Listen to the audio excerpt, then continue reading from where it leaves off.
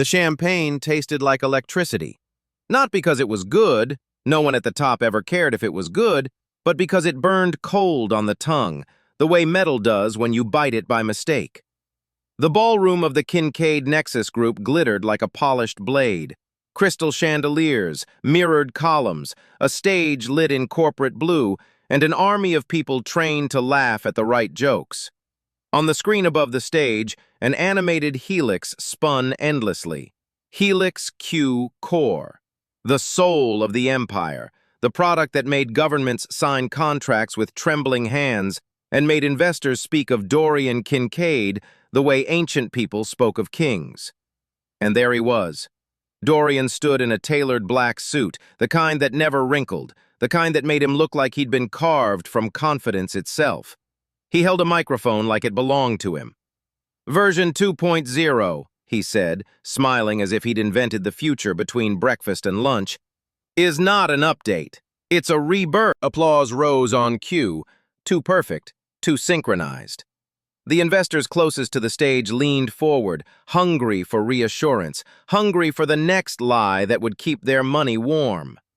Behind the smile, Dorian's eyes kept flicking toward the side door where the security chief stood stiff as a statue. A small fear lived in that glance. Because even here, under the warm lights and the soft music, you could hear it if you listened closely. The faint, relentless rumble of servers deep beneath the building. A sound like a storm trapped underground.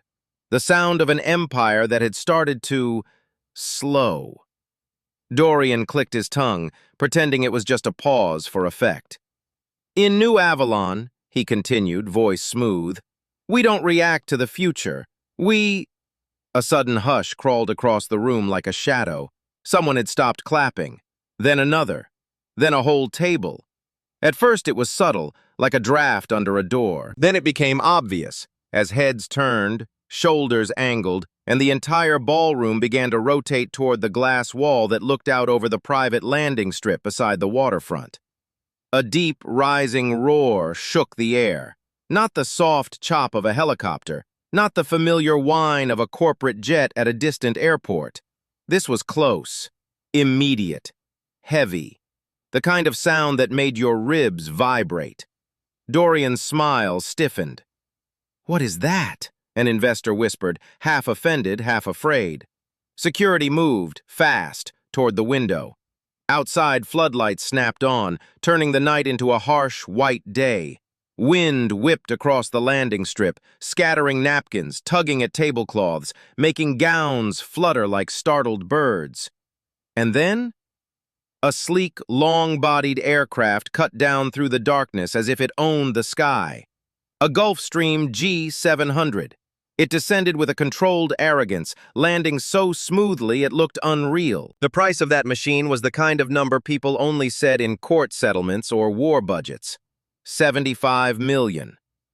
The aircraft rolled to a stop at the edge of the event space as if it had been invited, as if it belonged here. The door opened. A staircase unfurled. The room held its breath. Someone stepped out. Not a model, not a celebrity, not someone who needed the crowd's approval. A woman. She wore a coat the color of midnight. Her hair was pinned back with clean precision. She moved like she had all the time in the world and no need to prove it. Her heels clicked once on the metal steps. Twice. And when she reached the bottom, she paused, letting the wind tug at the hem of her coat, letting the floodlights draw a sharp outline around her. From inside the ballroom, Dorian stared through the glass as if he'd just seen a ghost that refused to stay buried. His mouth opened, but no sound came out. Because he knew that face. He knew the shape of those eyes, the way they held their thoughts behind them like a locked room. The woman looked up at the ballroom, and her gaze found him with terrifying accuracy, like a laser locking onto a target. She didn't wave. She didn't smile.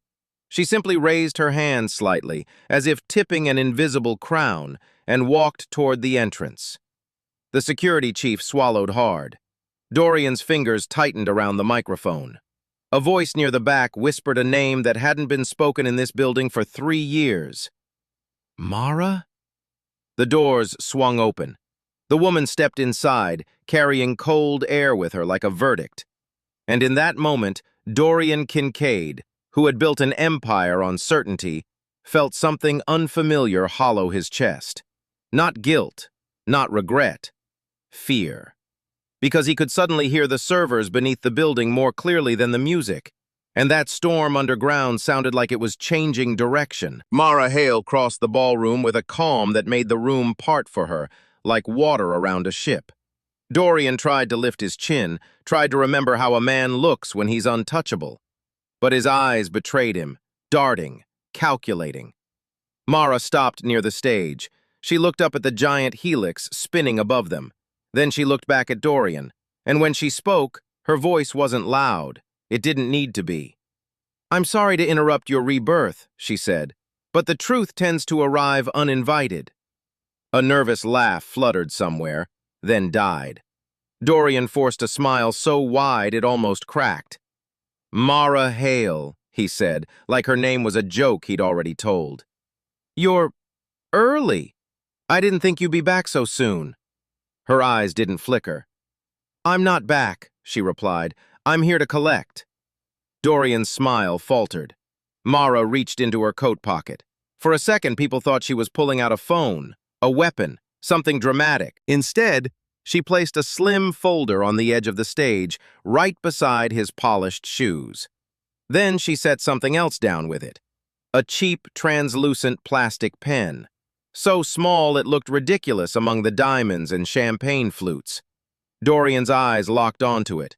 His throat moved. Mara's lips barely curved. Not a smile, not quite. More like a memory sharpening into a blade. "You remember this," she said. Dorian didn't answer. Mara turned slightly, letting the room see her profile, letting the lights catch her like a headline. "My name is Mara Hale," she said, clear now, carrying to every corner of the ballroom. "And I am the founder and CEO of Lumencore Systems." A collective inhale. Someone dropped a glass. It shattered, bright and sharp. Dorian's hand trembled on the microphone. Mara continued calmly, like she was reading the weather. "Lumencore has acquired Kincaid Nexus Group's outstanding debt," she said. "All of it. As of 4:18 p.m. today." The investors froze. The board members went pale. Dorian tried to speak, but the words tangled. Mara's gaze returned to him, steady, clinical. "There are two paths now," she said. "One ends with you signing documents and walking away quietly. The other ends with investigators, subpoenas, and the kind of prison sentence your new life isn't built to survive." Dorian's face tightened, anger flashing through the fear. "You can't do this," he hissed, too low for the crowd but not low enough for the microphones. "This is my company." Mara leaned slightly closer. "No," she said softly. "It was never yours." She tapped the cheap pen with one finger. It made a tiny sound, a plastic click. And somehow that small sound cut through the ballroom louder than the music ever had. Dorian stared at the pen as if it had grown teeth. Mara's voice lowered, the way thunder lowers before it strikes. "To understand why you're standing here," she murmured, "you'd have to go back to the day you laughed at me, in a courtroom that smelled like old paper and defeat." Her eyes stayed on him. "But this story," she said, "doesn't begin tonight. It begins with a pen, and a woman walking out the door without looking back. The courthouse in Sterling District always smelled like paper that had given up. Old files, old arguments, old promises. The air was stale, as if hope went there to be processed and stamped, then sent away. Mara Hale sat at a small table, her hands folded. She wore a simple gray coat, no jewelry, no makeup that begged for attention. Her hair was tied back. She looked like someone attending a meeting, not the funeral of a marriage. Across from her, Dorian Kincaid lounged like the courtroom belonged to him. He had a lawyer on each side, smooth-haired, expensive, confident. Behind him sat Sienna Vale, her legs crossed, her smile bright enough to be mistaken for innocence. She wore a white dress that tried very hard to look like purity, and a bracelet that flashed every time she moved her wrist, like she couldn't stand not to sparkle. Mara didn't look at Sienna. She kept her gaze on the judge. The judge was a tired man with tired eyes, the kind of eyes that had watched too many people destroy each other over things they didn't even want anymore. "Mrs. Kincaid," the judge said, flipping through papers, "you are declining spousal support, division of assets, and any claim to—" He paused, incredulous. "The new Avalon properties listed here?" Mara's voice was steady. "Yes, Your Honor." Dorian laughed under his breath. It wasn't loud, but it was sharp. "Mrs. Kincaid," the judge continued, "you understand that these rights are designed to protect you." Mara's fingers tightened once, then relaxed. "I understand," she said. The judge glanced at Dorian. "Mr. Kincaid, your counsel confirms you accept these terms." Dorian leaned forward, smiling like a man who loved being watched. "Of course," he said. "She wants to play martyr. Let her." His lawyer cleared his throat as if to soften the cruelty, but Dorian didn't need softening. He lived in blunt force. Mara's lawyer, a young woman who looked like she hadn't slept, whispered urgently. "Mara," she said, almost pleading, "you don't have to do this. At least take the condo. Take the settlement. This isn't—" Mara didn't turn. "It is exactly what it is," she murmured. The judge sighed. "Very well," he said. "Sign here." A clerk slid the papers forward. Mara reached into her bag. Not for a luxury pen, not for anything engraved. She pulled out a translucent plastic pen, the kind you could pick up from a bank counter, the kind no one noticed until it was missing. Dorian's eyes narrowed with amusement. "That's what you brought?" he asked, loud enough for the room. "A toy?" Mara didn't answer. She clicked the pen once, a cheap little sound. Then she signed. Her handwriting was clean, decisive, not shaking. She signed away mansions that echoed with parties. She signed away bank accounts fat with other people's admiration. She signed away the last name Kincaid, like peeling off a label that never belonged to her skin. When she finished, she pushed the papers toward the clerk. She capped the pen. Dorian leaned back, spreading his hands theatrically. "There," he said. "Freedom. Congratulations." Sienna's smile widened as if she'd won a prize. Dorian turned to Mara, voice dripping with certainty. "You'll be back," he said. "A month, maybe less. You'll realize the world doesn't care about your pride." Mara rose. For the first time, she looked at him, not with love, not with anger, but with something colder. Assessment. "You're right," she said softly. "The world doesn't care," Dorian smirked. "And you?" he asked. Mara slid the pen into her pocket. "I do," she replied. She walked toward the doors. The clerk called, "Ma'am, your copy of the agreement." Mara took it without looking back. The courtroom doors swung shut behind her. Outside, the wind was sharp. New Avalon's skyline rose in the distance like a promise made by liars. Mara took one breath, then another.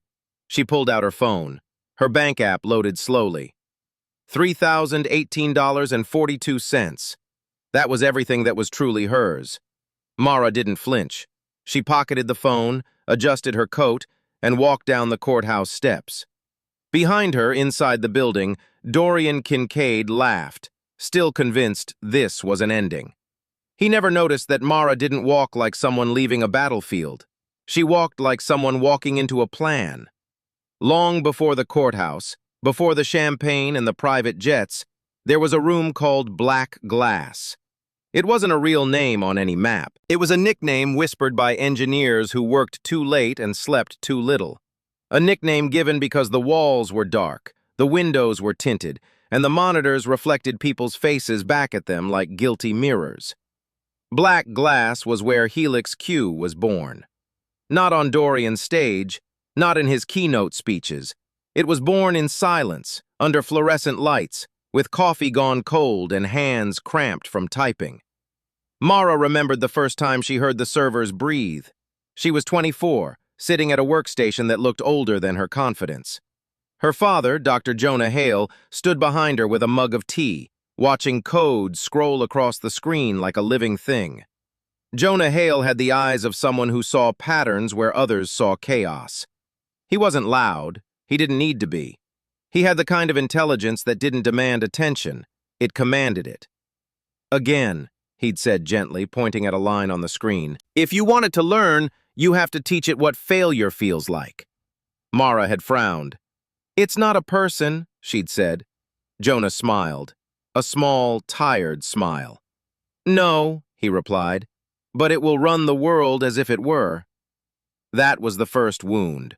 The understanding that what they were building was not just a product, it was power. And power always drew thieves. Dorian arrived in black glass like a sunrise someone paid for. He was charming then, warm, charismatic, hungry. He wore rolled-up sleeves and talked like a man who respected genius, not like the man he later became. He'd come with a handshake and a promise. I want to build something that changes everything, he'd told Jonah. Something clean, transparent, ethical. Jonah had studied him the way a doctor studies a symptom. Mara had wanted to believe, because it felt good in those early days to have someone look at her and see more than a quiet woman behind a screen. Dorian had looked at her as if she was the secret ingredient. You're the real engine, he'd said once, when Jonah had stepped out to take a call. Mara had laughed awkwardly. Dorian leaned closer, lowering his voice conspiratorially. People like your father, he'd said, they get credit in textbooks. People like me get credit in headlines. People like you get buried in the product. Mara's stomach had tightened. Dorian smiled like he was doing her a favor. Unless, he'd added, you let me pull you up with me. It sounded like love. It sounded like partnership. But Jonah's voice echoed in her mind. Power draws thieves. The second wound came later, quiet and brutal. Jonah Hale was accused of wrongdoing. It began with anonymous reports, then audits, then allegations that made investors nervous and partners skittish. One week, Jonah was the architect. The next week, he was a liability. Dorian acted shocked. He stood in front of the board, voice grave. We have to protect the company, he said. We have to protect Helix Q. Mara watched, frozen, as her father was escorted out of black glass. Jonah didn't shout. He didn't beg. He only looked at Mara once, his eyes calm but heavy, as if he wanted to say something without words. Be careful who you trust with your name. 2 months later, Jonah suffered a stroke. It didn't kill him, but it stole his speech for a long time, stole his ability to defend himself in the world that had turned against him. And Dorian Kincaid, so gentle, so supportive, visited the hospital with flowers and cameras. Mara stood beside her father's bed, watching Dorian speak to reporters about innovation and integrity. The hypocrisy tasted like blood. Mara confronted him in the hallway later. You did this, she whispered, voice shaking. Dorian looked offended, as if she'd insulted him with nonsense. Mara, he said softly, don't be emotional. You know how business is. Her eyes burned. My father built Helix Q, she said. Dorian's smile sharpened. Your father, he interrupted, was an obstacle. I removed the obstacle. You should thank me. Now you and I can make Helix Q legendary. That was the third wound. The realization that Dorian didn't steal technology. He stole people. He stole their names, their work, their dignity. And Mara, who had once believed she could outwork any injustice, felt something inside her begin to harden. Still, she stayed. Because the fourth wound was love, or something that wore love's face. Mara married Dorian Kincaid under white lights and applause. She convinced herself she was protecting Helix Q, protecting her father's legacy, keeping the core safe. But every day, Dorian stepped further into the spotlight, and every day, Mara stepped further into the shadows. The night she finally understood the cage she'd built for herself was small and ordinary. Dorian came home late, smelling like expensive liquor and applause. He tossed his jacket onto a chair. We got the government contract, he said, triumphant. They want Helix Q integrated into the entire national network. Mara swallowed, thinking of Jonah's warnings, thinking of power. "That's dangerous," she said quietly. "They'll use it for surveillance, for—" Dorian laughed. "Don't start," he said. "You're brilliant, Mara, but you're naive. That contract makes us untouchable." He leaned down close enough for her to see the arrogance in his pupils. "And if you can't handle being the wife of an untouchable man," he murmured, "then maybe you don't deserve the name." That was when Mara began to plan. Not loudly, not dramatically, quietly, methodically. The way code is written when it has to survive. For Dorian Kincaid, the 3 years after the divorce were a celebration. He hosted parties on rooftops where the ocean looked like a sheet of black silk below. He bought cars that purred like predators. He married Sienna Vale in a ceremony so extravagant the flowers alone could have fed a small town. Sienna wore a dress that shimmered like wealth itself. She smiled in photos like she'd won a throne. The headlines were kind. "Tech Titan moves on with new love. Kincaid Nexus enters a golden era." Dorian loved those words. Golden era. He repeated them in speeches, in interviews, at dinners with senators and generals. He spoke of Helix Q as if it were a child he'd raised alone. He never once said Mara Hale's name. And down beneath the glamour, beneath the glass tower and the Gala lights, Helix Q began to do something no one understood. It began with tiny delays. A fraction of a second longer to process a request. A marginal drop in efficiency. Engineers blamed network load. Then hardware. Then unexpected edge cases. They adjusted parameters, optimized subsystems, rewrote modules. The delays remained. Then they grew. Not suddenly, not dramatically, slowly, like rust. Like a timer. In the server room, the air was always cold enough to bite. Fans spun at high speed. LED lights blinked like frantic eyes. And the hum, the constant, deep hum, started to sound strained.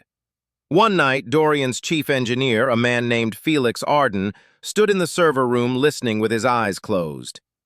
"It's not failing," Felix muttered. "It's aging." His assistant frowned. "Software doesn't age," she said. Felix opened his eyes. "This does," he replied. Above, in a glass-walled boardroom, Dorian sat at the head of a long table. The city shimmered behind him like a prize. The CFO, Priya Stanton, laid out charts with careful hands. "Our government partners are reporting latency spikes," she said. "They're concerned." Dorian waved dismissively. "Concern is just fear with a suit on," he said. Priya didn't smile. "Investors have noticed," she continued. "And Lumen Core Systems has—" Dorian's head snapped up. "Don't say their name like it matters," he snapped. Priya held her gaze steady. "They've taken 3 contracts we were expected to win," she said. "They're eating our market share." Dorian scoffed. "A ghost company with a glossy website," he said. "They'll collapse." Felix cleared his throat. "Dorian," he said carefully, "Helix Q is not stable.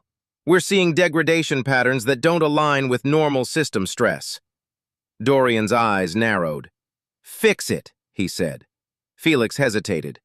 "We're trying," he said, "but the core architecture, some parts of it are locked." "Locked?" Dorian repeated, voice rising. "What do you mean, locked?" Felix swallowed. "It's as if there are constraints written into the foundation," he said. "Not malicious, just predetermined." Priya's fingers tightened on her folder. "Predetermined like what?" she asked quietly. Felix didn't want to say it, but he did. "Like someone designed it to slow down," he said, "the longer it ran." Silence. Dorian's face went very still. Then he laughed, a sharp, humorless sound. "Are you accusing my ex-wife?" he said, eyes glittering with contempt. "You think Mara Hale wrote some curse into my code?" Felix's voice was careful. "I'm saying," he replied, "that the Helix Q core contains a built-in decay mechanism, a kind of timer." Dorian leaned forward, jaw tense. "You will fix it," he said, each word a nail, "or I will replace you with someone who can." Priya spoke again, gentler but firm. "We should consider transparency," she said. "If we don't disclose the issues—" Dorian slammed his palm on the table. "We disclose nothing," he snapped. "We launch Helix Q 2.0. We reassure investors. We crush Lumen Core. End of discussion." He stood, straightening his suit like a man dressing for battle. "New Avalon doesn't reward honesty," he said. "It rewards winners." And as the boardroom doors closed behind him, Priya looked at Felix with an expression that wasn't fear. It was recognition, because she'd heard Dorian's tone before. Not in business, in crime. While Dorian drank champagne above the clouds, Mara Hale lived quietly. No paparazzi, no headlines, no public revenge speeches. She rented a modest apartment on the edge of New Avalon where the windows rattled when the wind came off the ocean. She bought groceries with coupons. She wore the same coat for 2 winters. People who saw her on the street would never have guessed she was building a weapon.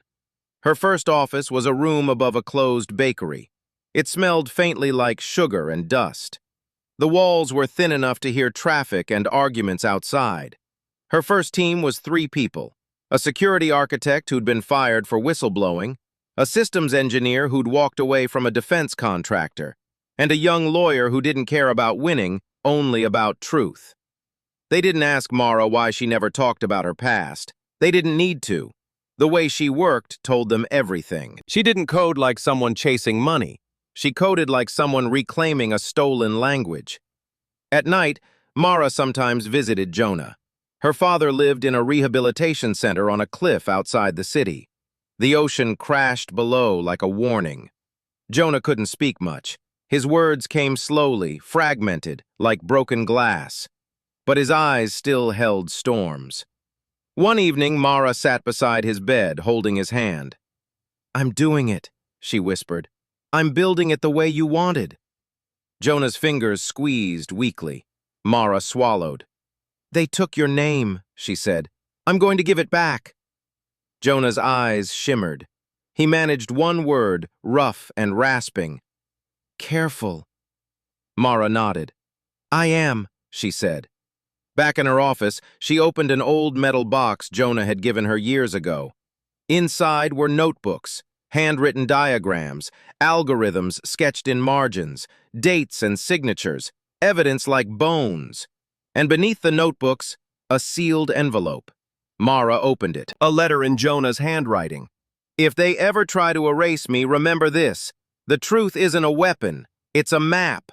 Follow it, and you'll always find your way home." Mara folded the letter carefully. Then she began filing patents, quietly, strategically, based on Jonah's archived work. She built a legal foundation under her company like concrete under a skyscraper. And she chose a name: Lumen Core Systems. Not because it sounded pretty, because lumens were light, and she intended to shine it into every shadow Dorian had built his empire in. The first Lumen Core contract came from a small agency that needed secure processing without public scandal. Mara delivered. The second contract came from someone who'd once partnered with Kincaid Nexus, until Dorian tried to bully them. Mara delivered.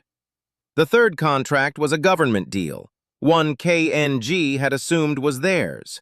Mara delivered. Lumen Core's growth wasn't flashy. It was lethal, like ivy. It didn't attack the tower directly, it wrapped around it. And somewhere in the heart of KNG, Helix Q continued to slow, its storm hum deepening beneath the floor. Dorian began to feel the squeeze. He hired consultants, threatened suppliers, promised upgrades. He pushed his engineers to exhaustion. But no matter how many patches they applied, the core behaved like it was obeying an old, invisible contract. A contract written by someone who understood time better than he did. The night of the KNG Gala was designed to be an exorcism. Dorian invited every investor who mattered, every journalist who could write a flattering headline, every politician who liked being photographed near power. He decorated the ballroom in corporate blue and mirrored steel, trying to turn fear into spectacle. Behind the stage, Felix Arden whispered to Priya. "He's going to lie," Felix said. Priya's eyes stayed on Dorian as he adjusted his tie in a mirror. "He already has," she said. Felix swallowed. "Helix Q2. 0 isn't ready," he said. "It barely runs in controlled environments." Priya's voice was low. "Then he'll demo a fake," she replied. "Or he'll blame the engineers when it fails." Felix's jaw tightened. "We could stop him," he said. Priya looked at him. "And lose our jobs?" she asked. "Or worse?" Felix's shoulders slumped. That was New Avalon's real architecture, fear held up by money. Dorian stepped onto the stage. The spotlight loved him. He spread his arms as if blessing the crowd. "Tonight," he said, "we prove that innovation doesn't stumble. It evolves." Applause. Dorian smiled. "Our competitors," he continued, "have been trying to imitate what we do, but imitation is not creation. Helix Q is ours." And that was when the first crack appeared. Not in the code, in the room. A hush, spreading like ink. Heads turned, a roar outside, then the jet, then Mara. As she walked in, the ballroom's temperature seemed to drop. The diamonds on Sienna's neck flashed like alarm lights. Sienna stood near the front, clinging to Dorian's arm like an accessory. When she saw Mara, her smile wavered. Dorian's jaw clenched. Mara stopped at the stage, looking up at the helix symbol spinning above them. She didn't look impressed. She looked familiar, like someone seeing a stolen painting in someone else's house. Dorian forced himself to speak into the microphone. "Well," he said, voice too bright, "look who decided to join civilization again." A few nervous laughs. Mara didn't react. She set the folder down, then the pen. The plastic pen. It looked absurd under the spotlight. Dorian stared at it as if it threatened him more than any gun. Mara turned to the crowd. "My apologies," she said, calm. "I know this is Dorian's favorite kind of night, one where he controls the narrative." Her gaze swept the room, landing briefly on the board members, the investors, the journalists. "I'm here," she continued, "because the narrative has expired." Murmurs. Dorian leaned toward her, whispering harshly. "What are you doing?" he hissed. "This is trespassing." Mara didn't look at him. She addressed the room again. "My name is Mara Hale," she said, "founder and CEO of Lumencore Systems." Shock rippled. A journalist's phone rose like a weapon. Sienna's fingers tightened around her clutch. Dorian's smile became a grimace. Mara opened the folder, sliding out documents with calm precision. "Earlier today," she said, "Lumencore acquired Kincaid Nexus Group's outstanding debt." Priya's face drained. Felix's eyes widened. Dorian's voice cracked through the microphone. "That's," he began, "that's absurd. She's lying." Mara tilted her head slightly. "Am I?" she asked. She nodded once toward the side of the ballroom. A man in a dark suit stepped forward, an attorney with the kind of expression that never smiled. He handed Priya a second set of papers. Priya scanned them. Her hands trembled. She looked at Dorian. "It's real," she whispered. The words struck Dorian like a slap. His eyes flared. "You," he began, rage flooding his face. "You can't do this. You don't have the authority." Mara's voice stayed level. "I do," she said, "because I bought it." She turned to the investors. "You were told Helix Q 2.0 is ready," she said. "You were told the latency issues were resolved." She paused. "Ask him to run the demo," she said softly. "Right now." A tense silence. Dorian's mouth went dry. A board member stood, voice shaky. "Dorian," he said, "run it." Dorian's smile twitched. He turned toward Felix, eyes burning. Felix didn't move. Dorian spoke through his teeth. "Do it," he whispered. Felix stepped toward the demo console, hands trembling slightly as he typed. On the massive screen, the helix symbol dissolved into a dashboard. Numbers appeared, graphs. Then, a lag, a stutter, a visible delay. A low murmur ran through the crowd. Felix swallowed. He pressed enter again. The system froze for a heartbeat. Then an error message flashed across the screen, brief, ugly, undeniable. The ballroom erupted in whispers. Investors leaned toward each other like sharks smelling blood. Dorian lunged toward the console, forcing a laugh. "Minor hiccup," he said loudly. "It's a live environment." Mara's voice cut through his. "No," she said. "It's not minor. It's inevitable." Dorian spun to face her. His face was red now, anger overriding caution. "What did you do?" he snapped, no longer caring who heard. Mara looked at him, finally, directly. Her eyes were quiet. "I did what you taught me to do," she replied. "I planned for the long term." Dorian's voice dropped, venomous. "You sabotaged me," he hissed. Mara didn't flinch. "I protected what I built," she said, "from the man who stole it." Gasps. Sienna's eyes widened. She looked between them, suddenly unsure which story she was supposed to believe. Mara turned back to the room. "There are two paths now," she said. "One ends with KNG being absorbed into Lumen Core cleanly, with minimal public damage." She lifted the cheap plastic pen between two fingers.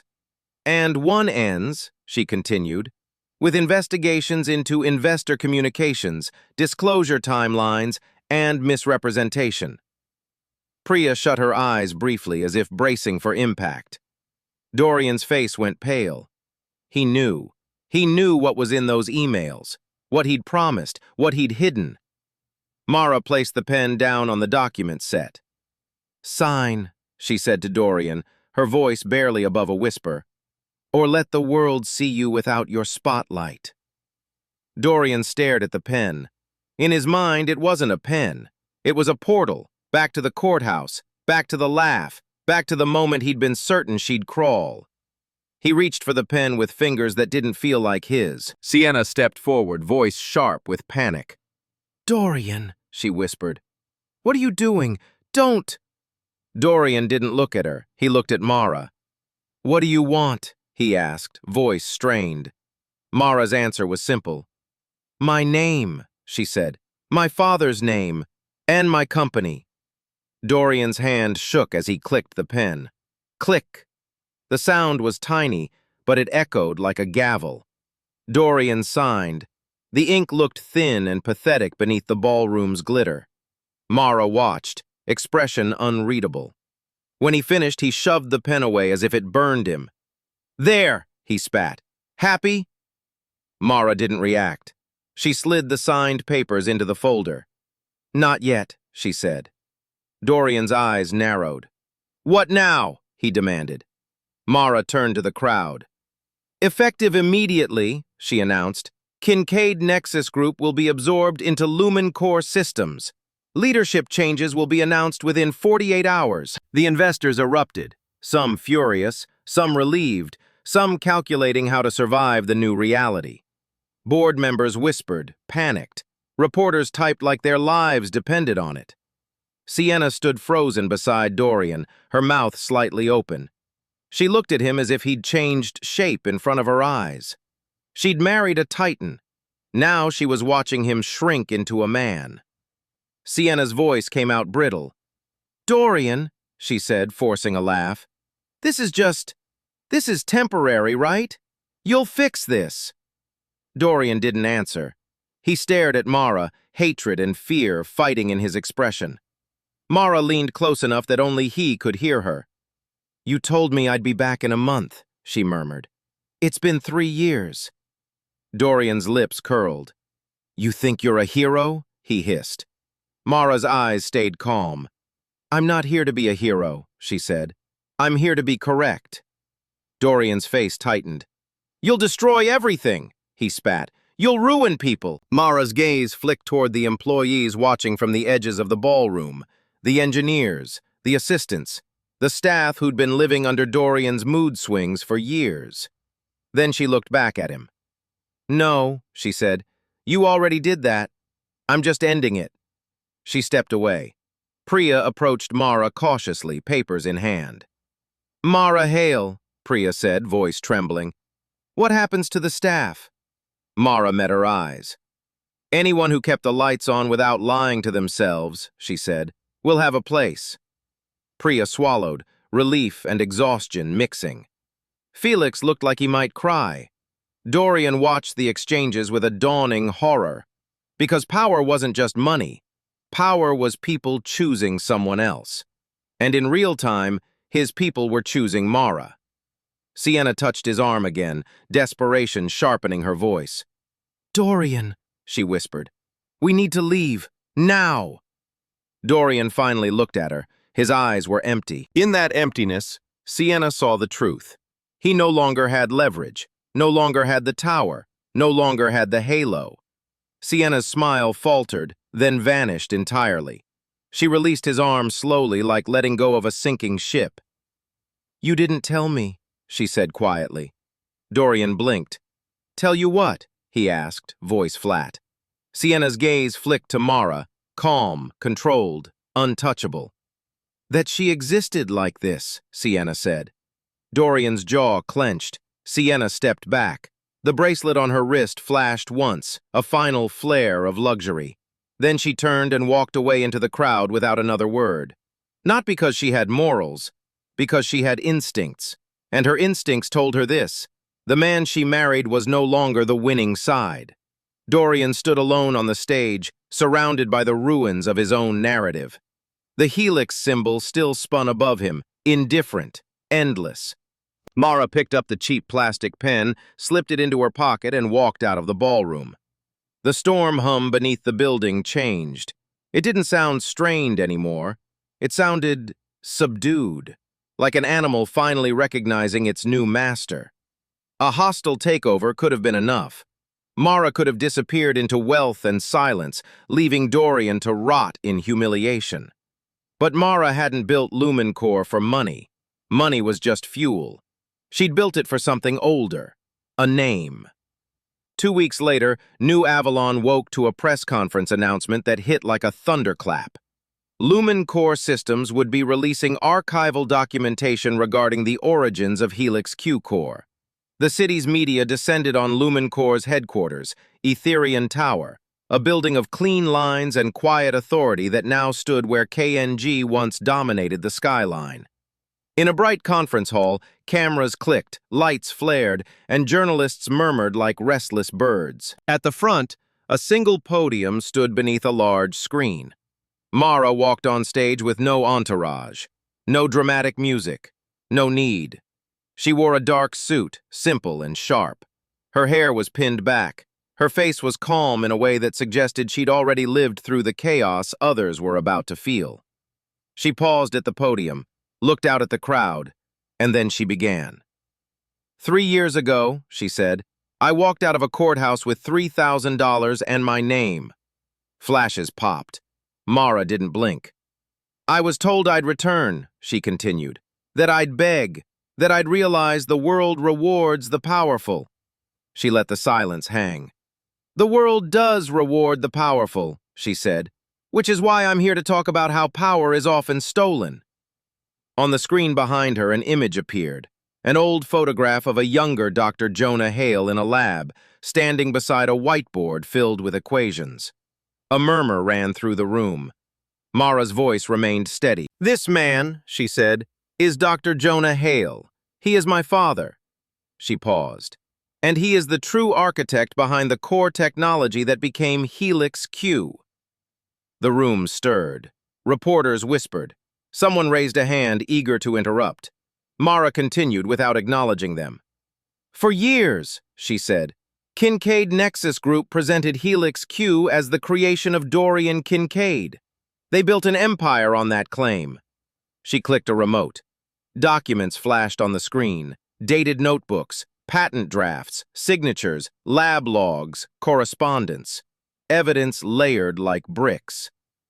These archives, Mara said, contain original work authored by Dr. Hale, dated before KNG existed. She clicked again. A timeline appeared. Names, dates, transfers. Then one more click. A list of internal messages, redacted where legally required but clear enough in implication, that revealed a deliberate campaign to remove Jonah Hale from ownership. The room fell into a heavy silence. Mara's voice softened. "My father suffered a stroke after being forced out," she said. "He lost the ability to speak for himself in the public arena." She took a breath. "So today," she said, "I am speaking." Her eyes held the cameras, held the city. "And I am not here to destroy a man for sport," she continued. "I am here to restore what was taken." She clicked again. The screen displayed a new name, Hale Architecture Principle. Beneath it, a statement recognizing Jonah Hale as the foundational architect and outlining new scholarship programs and research grants in his name. A journalist finally shouted a question. "Ms. Hale, are you accusing the Kincaid family of fraud?" Mara's gaze didn't waver. "I am stating documented facts," she replied, "and I am providing them to the appropriate agencies." Another reporter called out, "Why now?" Mara's voice remained calm, but something sharp lived under it. "Because truth doesn't expire," she said. "It just waits for a moment when people are finally ready to look at it." A third reporter raised their voice. "Is this revenge?" Mara paused. For the first time, emotion flickered near the surface, something like grief, like longing, like the memory of her father's hand squeezing weakly around hers. Then she answered, "No," she said, "it's repair." That evening, Mara visited Jonah again. The rehabilitation center smelled of antiseptic and salt air. The ocean outside was loud, relentless, honest. She entered his room quietly. Jonah was awake, staring toward the window as if listening to the waves translate something ancient. Mara sat beside him. She took his hand. "I did it," she whispered. Jonah's fingers twitched. His eyes turned toward her, glassy but present. Mara reached into her pocket. She pulled out the plastic pen, the same cheap pen from the courthouse. She clicked it once, softly. Click. Jonah's mouth moved slightly, struggling. A sound came out, rough, almost nothing. But it was a word. "Mara." Her throat tightened. "Yes," she whispered. "It's me." Jonah's eyes shimmered. He squeezed her hand, weak but deliberate. Mara swallowed the ache in her chest. "They can't erase you anymore," she said. "Your name is back where it belongs." Jonah blinked slowly. Then, with a great effort, he formed another word. "Home." Mara closed her eyes for a moment. Outside, the ocean continued its endless argument with the cliffs. Inside, the storm hum of servers, somewhere across the city in Etherean Tower, would be running now under her control, no longer strained, no longer rotting beneath a liar's feet. A storm, finally guided. Mara stood, tucking the pen back into her pocket. At the door, she paused and looked back at her father. "I spent so long thinking patience was weakness," she said softly. "But it's not." She touched the pen through her pocket like a talisman. "It's a weapon," she whispered, "if you know how to hold it." She left the room. In the hallway, her phone buzzed with messages, board approvals, compliance confirmations, staff onboarding lists, scholarship announcements. The machinery of power. But Mara didn't rush. She walked steadily, listening to the sound of her own footsteps. The world outside would keep spinning, hungry, loud, unfair. But she had proven something now, not to New Avalon, not to investors, not to the headlines, to herself. That she could lose everything visible and still win everything that mattered.